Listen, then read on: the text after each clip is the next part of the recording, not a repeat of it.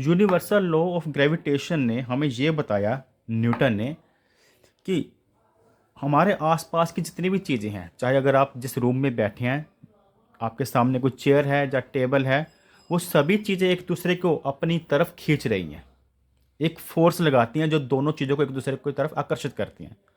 मान लीजिए ये टेबल है, अगर यहाँ पर कुछ चेयर पड़ी है तो ये दोनों चीज़ें क्या कर रही हैं, ये जो चेयर है, अगर यहाँ पर चेयर पड़ी है तो वो उस टेबल को खींच रही है, और ये वाला टेबल उस चेयर को अपनी तरफ एक फोर्स के साथ खींच रहा है, जिससे कि ग्रेविटेशनल फोर्स कहते हैं। लेकिन ऐसा होता नहीं है। हम देखते हैं कि अगर वो रियलिटी में खींच रही हैं एक दूसरे को, मान लीजिए यहाँ पर एक स्टोन है, यहाँ पर एक स्टोन है, अगर पड़ा है टेबल पर, अगर वो दोनों एक दूसरे को खींच रहे हैं तो वो पास जाने चाहिए, लेकिन ऐसा तो नहीं होता।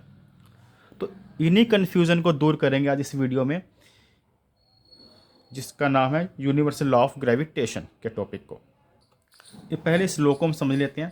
तो इस लॉ को समझने के लिए पहली बॉडी को हम मान लेते हैं। मान लीजिए यहाँ पर दो बॉडीज़ हैं, ऑब्जेक्ट ए और ऑब्जेक्ट बी। इसको हम नाम दे लेते हैं कि ये ऑब्जेक्ट है ए, इसका नाम दे लिया, ये है ऑब्जेक्ट हमारा बी। इस ऑब्जेक्ट का मास है m1 और इसका मास हमने लिख लिया m2। तो उनका कहना था कि ये जो दोनों बॉडीज़ हैं आपस में अट्रैक्ट करती हैं, और जो कि इनके बीच में जो फोर्स होती है वो क्या होती है, डायरेक्टली प्रोपोर्शनल होती है।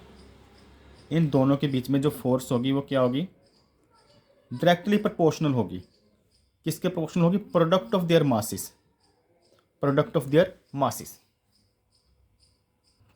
और सेकंड इसमें बताया, उसने बताया था कि इन दोनों के बीच में जो डिस्टेंस है, इन दोनों ऑब्जेक्ट के बीच में जो डिस्टेंस है उसको r से या फिर हम d से डिनोट कर लेते हैं, चलो d से कर लेते हैं, डिस्टेंस है। और इन दोनों के बीच में जो फोर्स होती है वह इन्वर्सली प्रोपोर्शनल होती है square of the distance between them. इनके बीच में जो डिस्टेंस है उसके स्क्वायर के। यहाँ पर डिस्टेंस को हमने d माना है, तो यहाँ पर मैं d लिख देता हूँ, d। और अगर इन दोनों फार्मूले को कंबाइन कर लें तो हमारा जो फॉर्मूला बन जाता है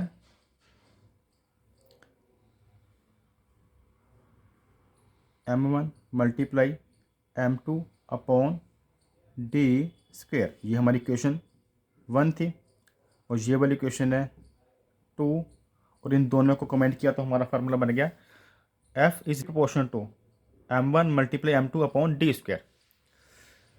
और अगर हम ये प्रोपोर्शनेट का साइन हटाना चाहते हैं तो हम यहाँ पे क्या लगाते हैं, जी क्या होता है, ग्रेविटेशनल कांस्टेंट। इसे यूनिवर्सल ग्रेविटेशनल कांस्टेंट कहते हैं, क्योंकि ये जो लॉ अप्लाई होता है सभी ऑब्जेक्ट पर, यूनिवर्स में जितने भी ऑब्जेक्ट है सब पर अप्लाई होता है। तो अब हमने इस वीडियो में मेन करना क्या है, डाउट क्लियर करने हैं। डाउट में हमने ये मेन बात करनी है कि आखिर जो हमारे आसपास की चीज़ें एक दूसरे की तरफ अट्रैक्ट होती हुई क्यों नहीं दिखाई देती। मेन इसका जो रीज़न है इसके लॉ में ही छिपा हुआ है। उसने बोला था जो एक दूसरे को आपस में खींचने की शक्ति है, मान लीजिए यहाँ पर दो हम कार ले लेते हैं, तो इन दोनों कार में, कार ए और कार बी में जो आपस में एक दूसरे को खींचने की शक्ति है वो उनके मासेस पर डिपेंड करती हैं। एक्चुअली होता क्या है कि जो मास होता है मान लो किसी गाड़ी का, वो बहुत ज़्यादा कम होता है। कम हमारे अकॉर्डिंग तो उसका मास बहुत ज़्यादा है, लेकिन ग्रेविटेशनल फोर्स के अकॉर्डिंग जो अर्थ का जो साइज़ है, जो अर्थ का जो वेट होगा, जो इतनी बड़ी अर्थ है उसमें इतनी ज़्यादा फोर्स है कि उसकी वैल्यू जो ग्रेविटेशनल की होगी वो बहुत ज़्यादा होती है, जो कि अट्रैक्ट कर पाती है। लेकिन जो हम ऑब्जेक्ट देखते हैं हमारे आसपास, उनका जो मास होता है वो अर्थ के कंपेरेटिव बहुत कम होता है, जिसके कारण वो एक दूसरे को अट्रैक्ट नहीं कर पाते। तो इतना थोड़ा बहुत क्लियर हो जाता है कि जो ऑब्जेक्ट हमें देखते हैं हमारे आसपास, मान लीजिए जैसे हमने बोला था कि ये दो गाड़ी हैं, तो ये आपस में इसलिए अट्रैक्ट नहीं होती क्योंकि इनका मास जो होता है वो बहुत कम होता है। और जो ग्रेविटेशनल फोर्स उसने बताई थी, इस न्यूटन ने वो बताई थी कि वो होती है कि उनके मास के प्रोडक्ट के प्रोपोर्शनेट। लेकिन अब बड़े मास की बात करते हैं, जैसे सन, जैसे हमारा अर्थ हो गया, जब मून हो गया। लेकिन ये तो होना चाहिए कि जो बड़ी बॉडीज़ हैं जैसे अर्थ, मून, प्लैनेट, तो इनका मास तो बहुत ज़्यादा बड़ा है, स्टार्स हैं, तो ये आपस में क्यों नहीं अट्रैक्ट होते। जैसे मान लीजिए हम यहाँ पर अर्थ है और मून की बात लें, तो जो मून होता है वो अर्थ के अराउंड रिवॉल्व करता रहता है। इसके लिए कुछ समझने के लिए हम पहले एक एग्जांपल लेते हैं। मान लीजिए अगर किसी पर्सन ने मान लीजिए कि एक यहाँ पर एक थ्रेड के साथ वो एक स्टोन को रिवॉल्व कर रहा है, एक स्टोन को घुमा रहा है, चारों तरफ घुमा रहा है अपनी तरफ। तो फोर्स कहाँ पर अप्लाई हो रही है? तो फोर्स कहाँ पर अप्लाई होगी? सेंटर में। जो भी इस सर्कल का सेंटर होगा, मान लीजिए मैं इस लड़के को यहाँ से हटा देता हूँ समझने के लिए। मान लीजिए ये उसने थ्रेड के साथ स्टोन को पकड़ा, वो इस तरह से चारों तरफ घुमा रहा है। तो फोर्स कहाँ पर लग रही है? ऐसे हाथ से, यानी कि हैंड से जो फोर्स लग रही है बिल्कुल से सेंटर में, जो सर्कल का बिल्कुल सेंटर वाला पॉइंट होगा, तो इसके बिल्कुल जो सेंटर में फोर्स लग रही है उसे कहते हैं सेंट्रीपिटल फोर्स। तो इसका मतलब हाथ से कुछ तो जोर लगाया जा रहा है, कुछ तो फोर्स लगाया जा रहा है, और वो फोर्स कहाँ पर है? बिल्कुल सेंटर में, इसके अराउंड ये स्टोन वो को घुमा रहा है। तो सेंटर वाली फोर्स को बोलेंगे सेंट्रीपिटल फोर्स, यानी कि जो अंदर की तरफ है। और जो बाहर की तरफ फोर्स है, क्योंकि अगर हम मान लो स्टोन को छोड़ देंगे, अगर ये हाथ से स्टोन को छोड़ देगा तो क्या स्टोन घूमता रहेगा? नहीं।